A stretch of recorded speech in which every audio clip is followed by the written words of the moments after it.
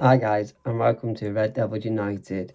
This is the latest news of Manchester United, and the first thing I want to say is welcome on board Michael Carrick on a permanent basis.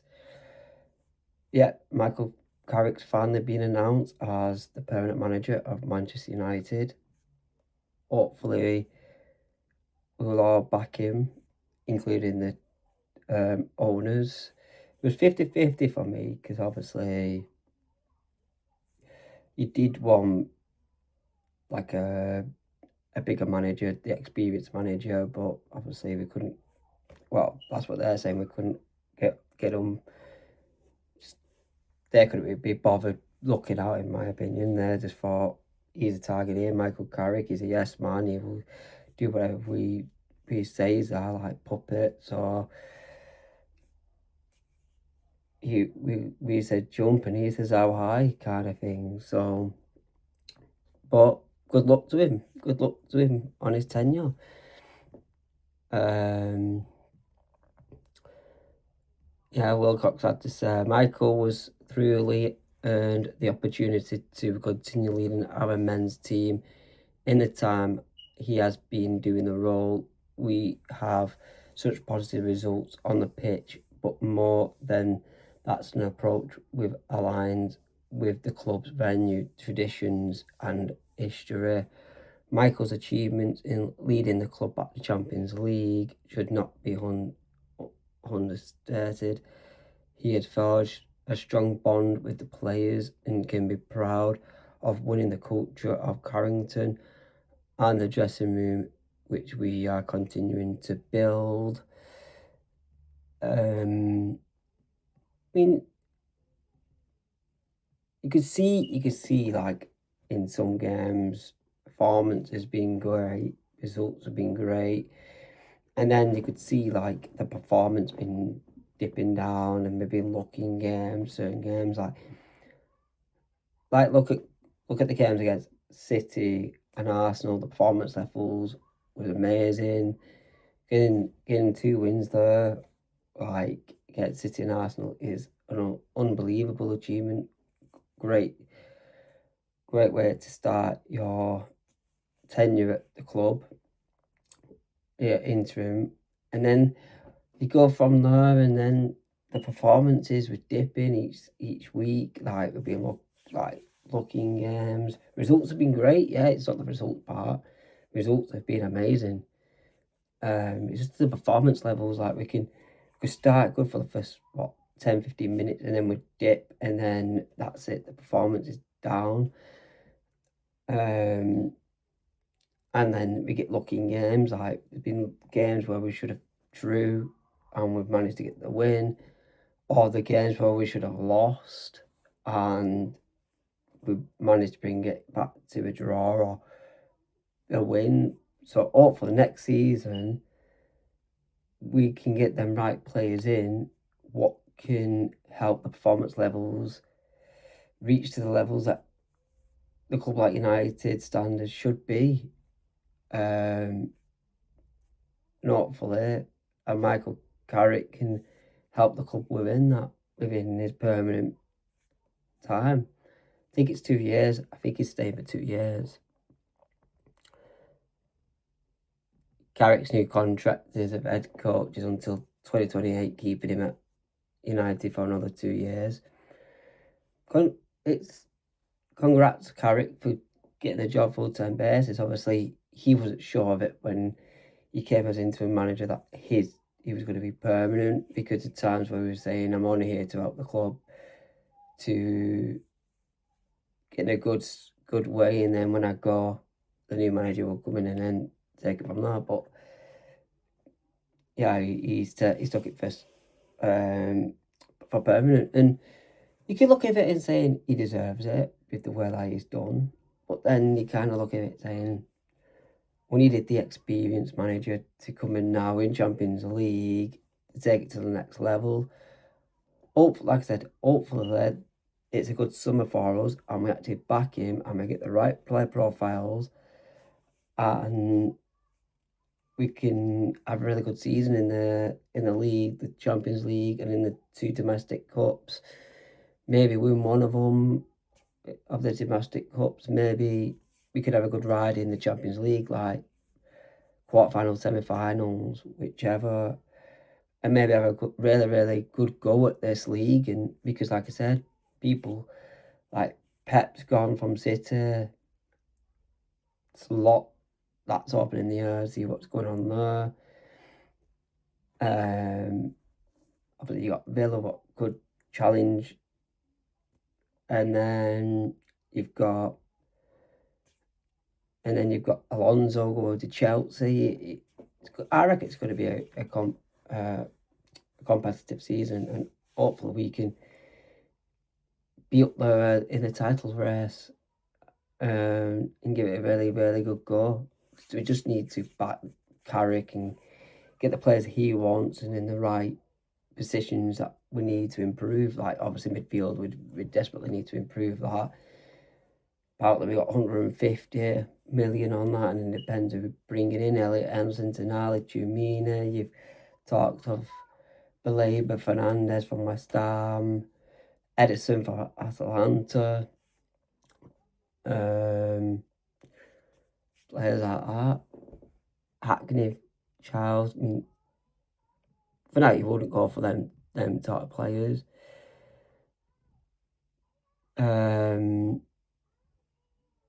Like Michael Carrick. From the moment that I arrived here 20 years ago, I felt the magic of Manchester United. Carrying the responsibility of leading our special football club fills me with immense pride. Throughout the past 5 months, this group of players have shown they can reach the standards of relevancy, toughness and determination that we demand here. Now it's time to move forward together again with ambition and a clear sense of purpose. Manchester United and our incredible supporters deserve to be challenging for the biggest honours again. Yeah, because it's been like 13 years since we've actually proper won a big trophy in a way. We ever won the Europa League under Jose Mourinho, but for like the Prem wise, it's been 13 years. And a club like United should be challenging that every season. Not saying we're going to win it every season, but we should be still challenging it every season. There's times we are going to finish second, third, probably fourth. But where we've been for the past like 13 years, we've been, even if ever in that table, apart from obviously the bottom three, we've actually been 15th. So we've seen, top to bottom of the league, and we need to be in the top 4 at least. The side of United need to be there challenging for both Premier League and Champions League, and hopefully we can stick with that going forward, staying in around the top 4 mark and getting Champions League every season. I'm not going to say we're going to win the Champions League anytime soon, or maybe the Prem, but stay around it. Keep challenging it, get better every season going, improve the squad, get rid of all the deadwood, and keep building on it, keep bringing in the players that we need. And you never know, we could end up being champions in that 28 that they're so-called saying that we could do. But yeah, Man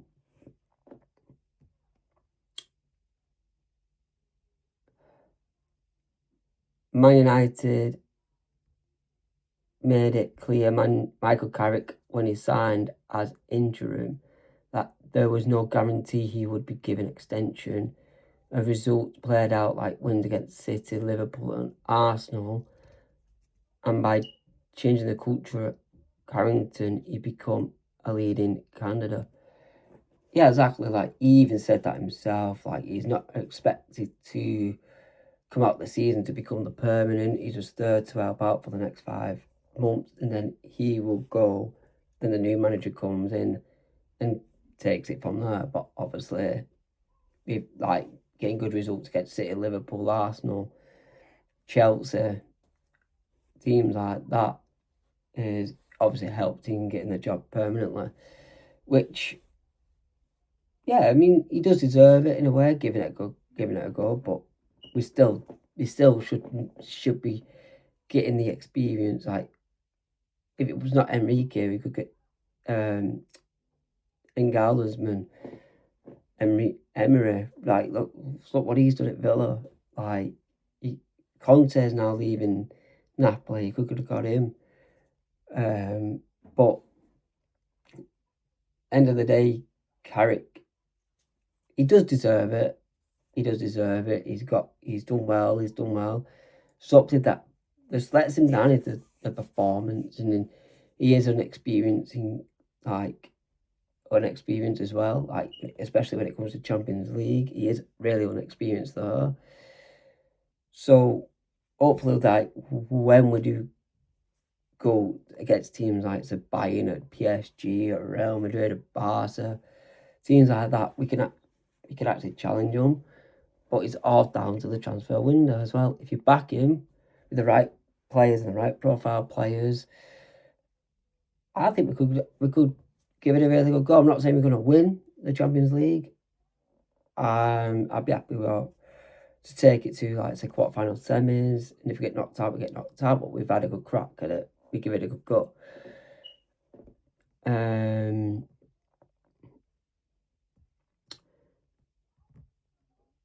Wilcox ran on the process that led to Carrick's appointment, and he ran it through our district processes at Emery, Ilarola, and other candidates were considered along with Tuchel. Had he not extended with England, Steve Holland and the rest of Carrick's coaching staff will stay with him on their deals are being finalised. The only manager on there I would have said no straight away is Tuchel. We've seen what he's done with the England team, not taking Maguire, not taking Shaw's kind of one of them, not taking Lewis Hall, Palmer, Foden, there's another player I forgot, Gibbs White, people like that where you're thinking that should go on. He's not taking them. He doesn't have a clue. He does not have a clue.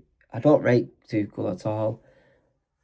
And if it came across that he was appointed as United manager, I'd be Tuchel out from day one, like I be with Southgate. But Tuchel will be out from day one. Never liked him. His attitude stinks. He gets sacked everywhere he's gone because he can't keep his mouth shut, and he's always against the too far. And again, Tuchel could do well. Give Ineos and Glazers some of your attitude. They need to bring, yeah. So, but no, Tuchel for me now. I won't have to talk him, but the other two that's been there, Emery and Areola from Bournemouth, I would consider. Like, look at how Areola has took Bournemouth. They're in European spots, and the way they played the way they played all season, amazing. And that game against City, oh my God, they should have won that game about 3-4-1. Maybe 4-0. Like, they shouldn't have conceded that goal at the end, but they were immense Bournemouth. The way that Areola got them played, he would have got us playing really well. But same with Emery. Look at him, what he's done with Villa. Got him to win the Europa League, and got him to possibly finish 4th in the league. Amazing. Would have took either of them. But obviously we don't know if Emery is saying he's staying at Villa, and we don't know if Areola has got another job lined up. Because I heard about Palace. He could be going Palace, but I don't know about that one. Michael Carrick on the start of the interim job. I didn't really know what to expect. The biggest thing was that I came in with the belief that we can make it better and improve things, but I kind of came in and took it step by step. Came in on Tuesday, started with the players on the Wednesday, played City on the Saturday early. Yeah, he's definitely settled the ship up when he came in, settled everything. You could see the way the players were playing for him against City. They was right for him. They was right, like, playing for him. You could see it. Even with the Arsenal game, you could see it. They want to play for him. They want character. They want, like, few players have said they wanted him to stay permanent and that kind of thing. But yeah, Carrick on how his first couple of games gave the team more momentum. City was a big one, and Arsenal was a big one, and it kind of just snowballed from there. And then before you know it, you're right in the mix. It happened pretty quickly, to be honest. It has, to be fair, it's happened really quick from the get them sort of games. And like I said, them two games, you would say was Carrick's best two games, performances wise and result and thinking wise, because we just played amazing. We just didn't give up. We played from first minute to the end without any giving upness. We just played, and then obviously it just gradually got a bit performance wise, got a bit kind of sloppy kind of thing. But I wouldn't just blame on Carrick on that one. Obviously, he plays down tools and that. Carrick to finish the season in third, I think it's a really good achievement from the players, to be fair. They need a lot of credit for that. Yeah, I think they do, because obviously they grinded out results. Got wins where you didn't think that they would have got wins. Like I said, City, Arsenal, Chelsea peppered us, and they could have gone 3-1, 3-2, well, 3-1, sorry, 4-1, whichever, because they really played well, but we stuck in there, grind out that result, won that, and yeah, we deserve to be third at 100%. Carrick on is important for the first wins, where I think it helped. Yeah, it could go both ways. Couldn't. I think it helped in terms of the buzz, natural lift. I helped that first game. City, the atmosphere. Carrick, when Rooney says the Arsenal win was even better than City, yeah, backing it up. That was the biggest challenge. You know what it's like. What of the games are all right. It's good, but actually backing it up is, and going again for the lads to feel that, going there and winning like we did, and it snowballing like that.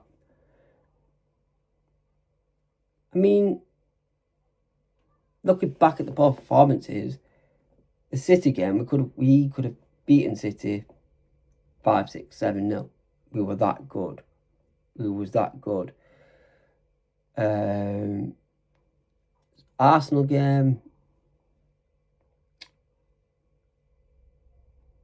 I don't know. I don't know which one was better. For me, I think it was a City game, because we played really well against City. We've, I think Arsenal, we did get lucky a few times. Like it was like 2-2 for a while, and then Kuna scored the winner. And so they're both good in their own ways, in a way, because in the Arsenal, we never give up. We showed passion. We showed heart. We played for each other, and we stuck in, and we got the winner. Where the City game, we went there and dominated the whole game from the first whistle. Like I said, we could have been 4-0 at half time, and then full whistle could have been 7-8, because we were that good. So in their own ways, they were good, and amazing.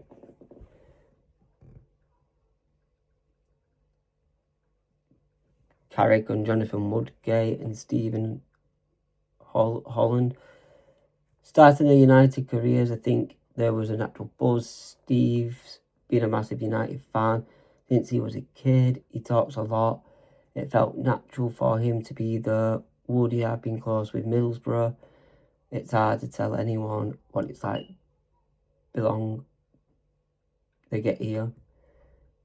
Everyone says it's once you're here it's different. Oh yeah, it's different environment, different club. It's a big club that you're going to be around. Like, it's a club that wants to win. It's obviously different levels to obviously your Bournemouths, and obviously Holland was with Southgate, England. It's going to be total different scenarios. So yeah, it's going to be different.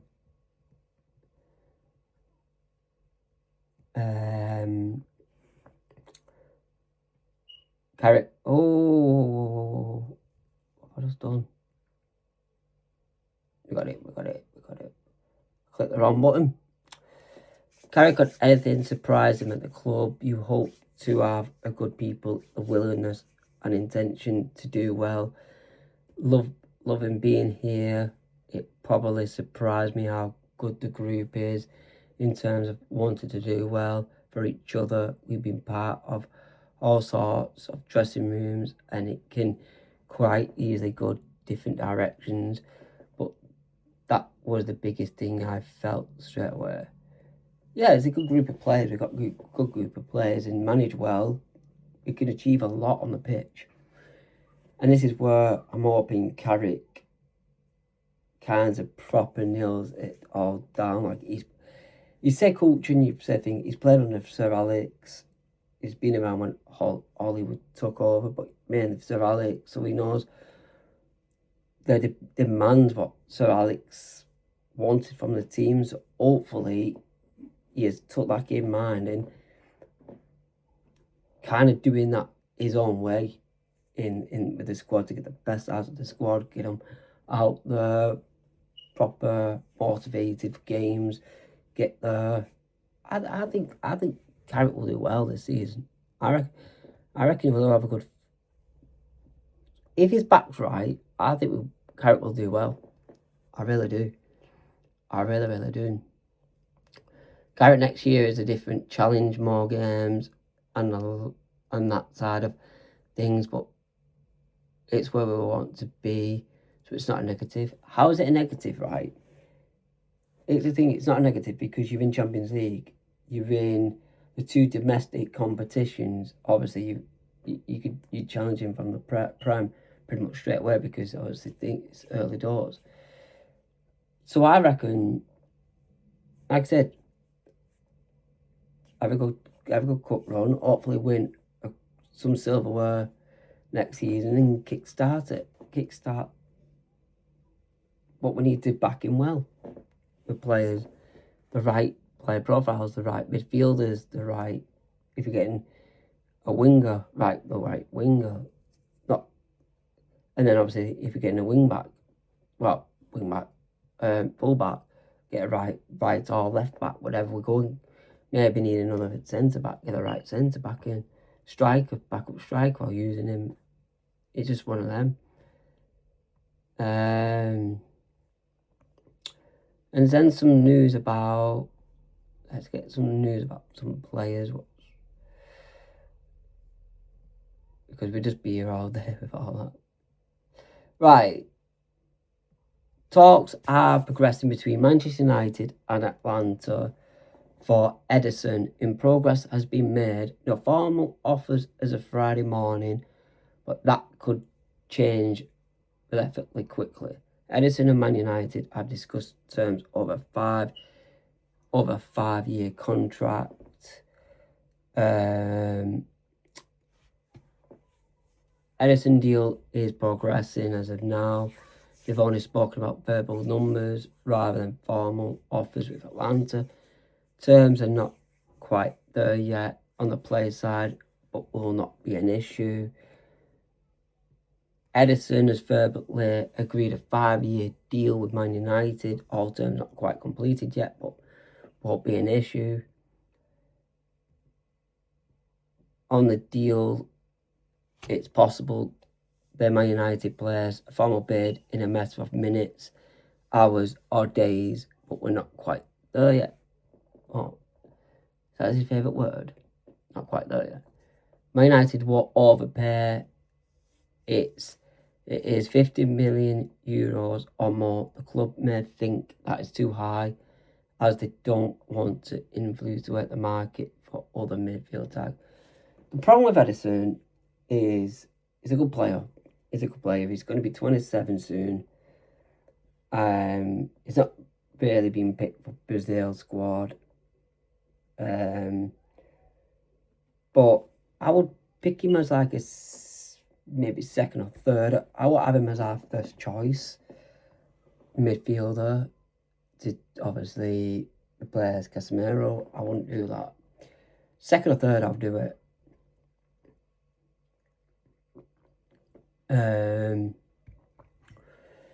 Obviously, I don't want to overpay for him. Like we've done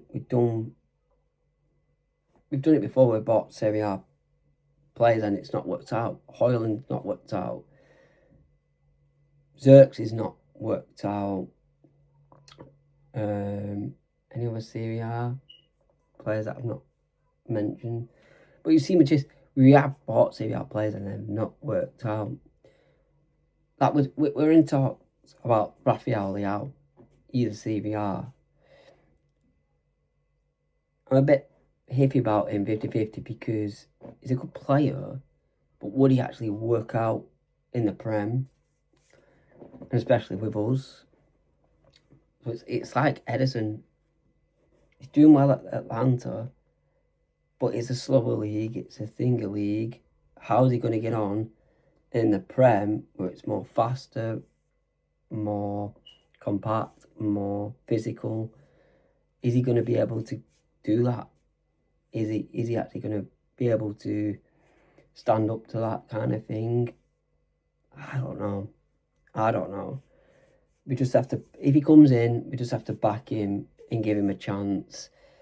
But he's not the first target. He should not be the first midfielder. No. I get he's Brazilian and stuff and thinking, but no, we should not be the first midfielder we get. The first midfielder is either this guy I'm going to read out now. Elliot Anderson is Manchester United's #1 target, but that's the less confidence in the head half of Manchester's camp than there is in the blue half of Manchester City. Consider themselves to be the front runners with or without Pep Guardiola. This is the issue, right? Our owners saying best in class, we want to win the league by 28. For that to happen, you have to pay for players like an Anderson what's going to cost over the amount of what you want to spend. You're not going to win the league with the midfield of Hekiner, Charles, Balebo. You're just not. Maybe Ederson. You're just not going to win the league with that. You need to go out there and challenge for the best.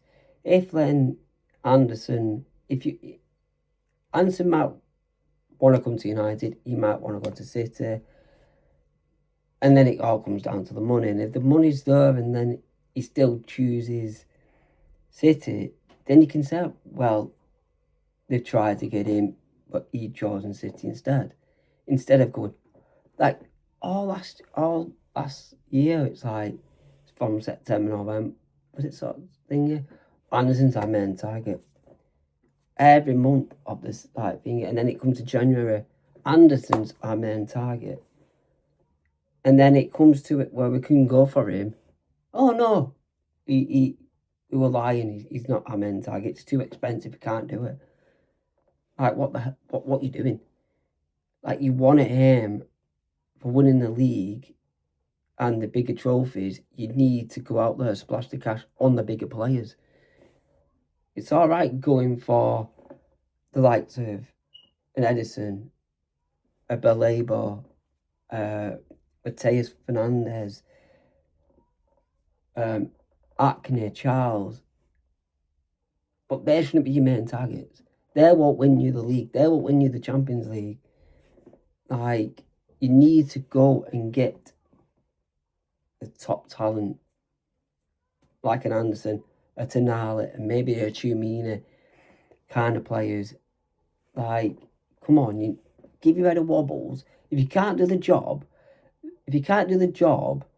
then sell it to people who can actually do the job right and actually get us back to the winning ways and back to challenging and actually getting us the players that we're actually needing, instead of going, oh, he's too old, he's only 27, or he's too young, he's only kind of thing. It doesn't sit right in that. No matter how old he is, you still need that experience in the squad.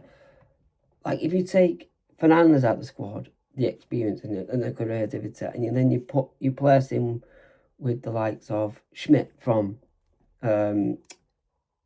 is it Feyenoord or AZ, whichever, right? Yeah, he's younger, but you won't see the experience and the talent like you will see when you put Bruno in there. You need experience in the team. Like, 27 is not old. It is not that old.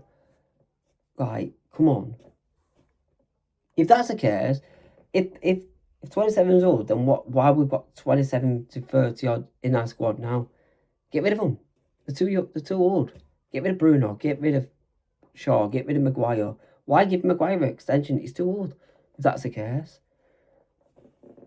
Matheus Fernandes is an eye on the Man United list. If West Ham get relegated, it's very unlikely that the price will be above 70 million, opening a window of opportunity.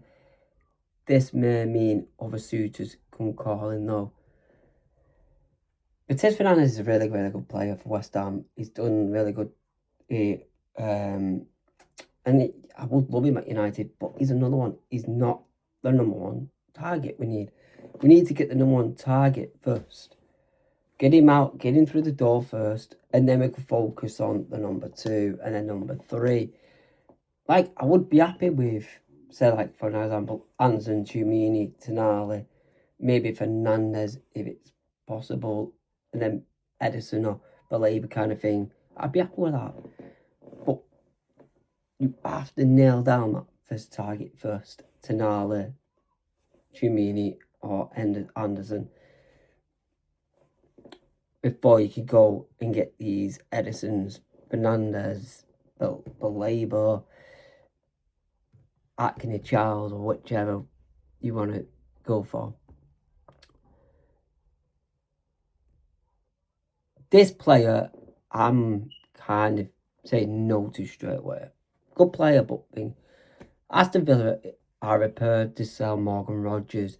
The close to player, those close to the player understand that no one is going to stand in his way for a move. The price will be around 80 million, with Arsenal, Man United, Chelsea, and PSG in the race.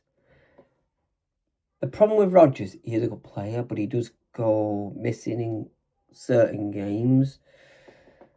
And he's a similar type of player to Kuno. We've got Kuno, and he's a number 10. The problem you've got with him is they put him out wing. I tell you now, we get him as he's a number 10 mainly. He's better centre, but we'll get him as a left winger. We put him as a left wing like we done with Kuno, and it'd be him and challenging Kuno. And then what you do with Dorgu, you transfer in Dorgu into left winger, and then you go get this guy in, and then it kind of interrupts that. Or do you actually put Dorgu back at left back? But for me,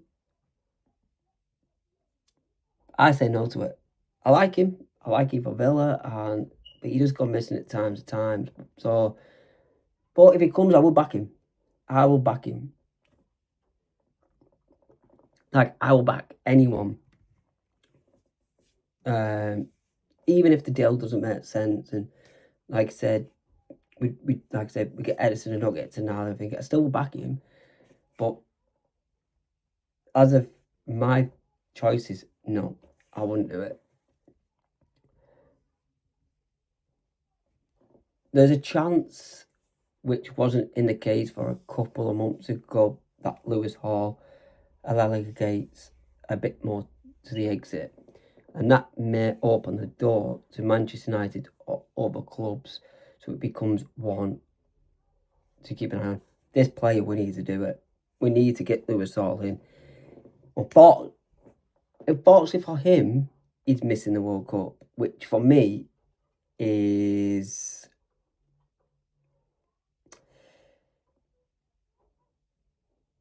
criminal from Tuchel. He should have made the World Cup, in my opinion. He's been the best, one of the best left backs in the league this season.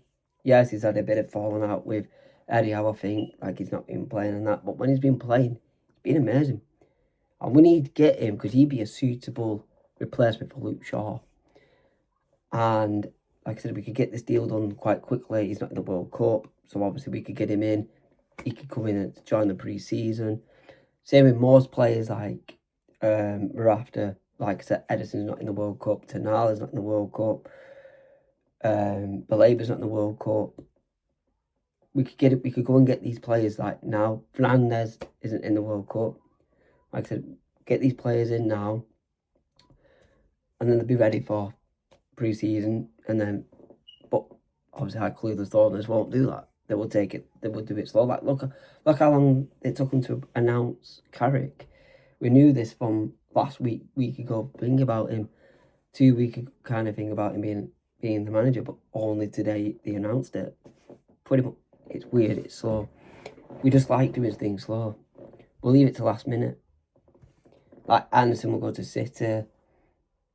Adam Walton could go to Liverpool. Lewis Hall could go to Arsenal. And then where they're going. Or Tonali could go Chelsea, for example. And we were where they're like, hang on a minute, what just happened? Like, but yeah.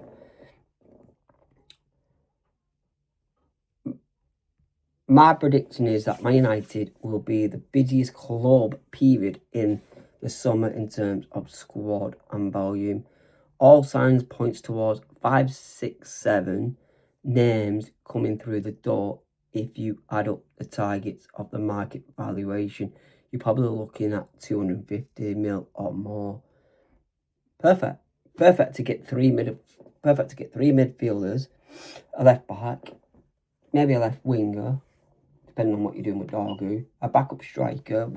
You would need a backup keeper as well. Perfect. Unless you use Vitek. You could use Vitek as that backup keeper to Lemens. You could do. But yeah. I'd say mainly we need 7. Out of there, we need the 7.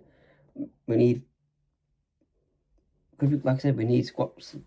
Get some more squad depth in because we're going to be in like 4 competitions: the Prem, FA, Carabao, Champions League. So yeah.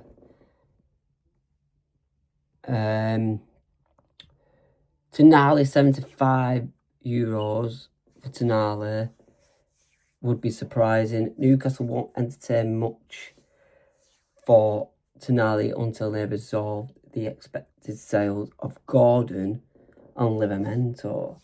Man United see the fees for Tonali as too high, potentially higher than Elliot Anderson. They still like the player and could consider a deal. Reconsider a deal.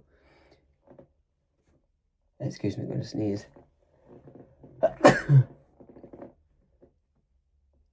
Sorry about that. Just needed to sneeze. Right. I get Newcastle, obviously, thinking like, but like Gordon's gone. You can see Gordon's going, and Livramento. I will love him at United. Livramento. I think Maswari could go. Bring in a likes of Livramento for to challenge Dillot. The Livramento would be great, but obviously that's my opinion. And then there's another deal considered too high. You need to spend high to get the high quality players. how you meant to improve as a squad when you're not spending that kind of money. Like, you will wonder why the likes of City, Arsenal, Liverpool was running away with it, because they're going out spending the cash on high quality players, which we should be doing. We can't keep going for these second, third rated players to them. Like, I'm slowly dreading that thing, because I don't think we're going to see Tonali, Achumini, Edison in the United kit, either of them. Because if I could, Achumini will stay at Madrid. I reckon Anderson will go to City, and I think Tonali could go to an Arsenal. Maybe with PSG kind of thing. So, and where they're going, like, what just happened? Because you're too slow and you're too cheap-minded. No wonder they're probably shop at Poundland. They're probably shop at Poundland, Glazers and Ineos and that. Just splash the cash on the top quality players. We've got the money, we could do it. We're in Champions League, we're in all the competitions. Go and splash the cash. What's the issue in splashing the cash and making the squad better? Like, it's crazy. Yes, I get with Tonali the gambling issues. I get that, but he's not done it since. He's been back. He's put his head down in his football. He's doing amazing. Go and get him. Go and get him. No other club's worrying about his gambling issues. If I tell you now, he will be at Newcastle, but he'll be next season. He would be, like I said, at either Arsenal. He could end up going Liverpool. You don't know, to improve the Liverpool midfield, but yeah, and where they're going, like, what's just happened? How have that happened? Because you're too slow and you're too cheap-minded. We need to go all out and actually get the players that will improve the squad. Like, yeah, get Tonali. You could get Edison after Tonali. And then you could get either an Eknit or a Charles, or if you can do a Fernandez deal after that, do that. No one's saying don't get them players, but you just have to get the top target in first. But yeah. And so I've not been up late, and I've been ill, and I've been busy. Last Saturday, I play football myself. Went training last Friday, and then we had a tournament on the Saturday, sorry. And we won. We won the tournament. We've been crowned champions. And yeah, just been celebrating that. It was a really good achievement. Shout out to my team, Lead Genesis Dynamite. Congratulations to everyone involved in the team. And it was just a proud moment. My medals all were there. But yeah, it was amazing. It was amazing. But yeah, this is obviously United content based, but I just thought I threw that in there. But yeah, that's what I got time for. Hope you enjoyed it. And if you have, smash a like, hit subscribe, and hit the notification bell that you know when I'm coming live. And I will see you in the next one. Either that's a video or a live. And I will be on a career mode. I will do my episode 3. I will do it. I will. Got everything sorted for it. It will be out. I'll try to get it out either Monday or maybe tomorrow, if I got time tomorrow. But yeah, it will be out, I promise. I will let you go. Enjoy the rest of your day, whatever you're doing. Enjoy the rest of the weekend, and I will see you in the next one. Cheerio.